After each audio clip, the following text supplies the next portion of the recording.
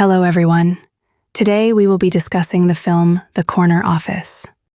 What makes Corner Office feel unusual is that the film quietly inverts one of the most common modern narratives. In most stories, institutions are framed as spiritually dead or corrupt, while the rebel that wants individual freedom is treated as the moral center. The audience is trained to instinctively side with the person rejecting procedure, hierarchy, and conformity. Rebellion is usually coded as authenticity. The system is usually coded as dehumanization. But Corner Office destabilizes that expectation almost immediately. Orson is technically the protagonist, yet the film does not fully frame his alienation as enlightenment or liberation. Instead, it increasingly presents him as psychologically unreliable. His obsession with the hidden office is not portrayed as a heroic awakening. The company isn't hiding some evil secret.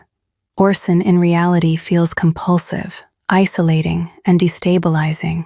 He becomes consumed by an idea that no one else can verify, and the more he pursues it, the more disconnected he becomes. The office itself is sterile, gray, repetitive, bureaucratic, begins to feel strangely grounded compared to Orson's escalating fixation. The institution may be sterile and emotionally flattening, but it is also functional, predictable, and socially coherent. Meanwhile, Orson's rejection of consensus reality leads him deeper into obsession and social collapse. This is why Andrew becomes so interesting.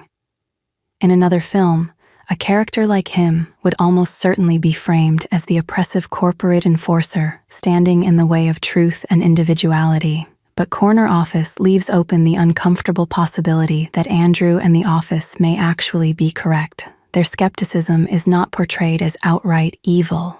It can read as rational containment of instability. The film therefore creates a strange ideological tension. It does not glorify bureaucracy exactly, but it also does not automatically condemn it. Instead, order, rules, and institutional continuity become associated with shared reality itself.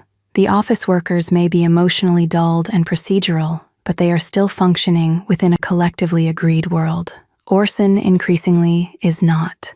That makes the film feel almost anti-romantic in relation to modern individuality narratives.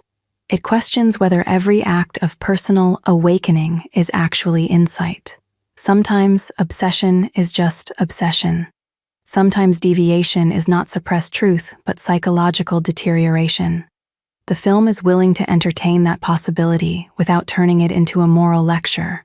And importantly, the movie never becomes openly authoritarian propaganda either. It remains ambiguous. The office is still emotionally empty, alienating, and spiritually cold. The institution is not warm or heroic in a traditional sense, but the film refuses to automatically grant moral purity to rebellion simply because it opposes structure. That alone makes it feel rare. In many modern narratives, the individual who says the system is lying is eventually proven right. Corner Office is unsettling because it asks, what if the system is mundane and emotionally dead, but still correct? What if the rebel is not a visionary, but a man losing his grip on reality inside a fluorescent-lit bureaucracy that simply continues functioning around him?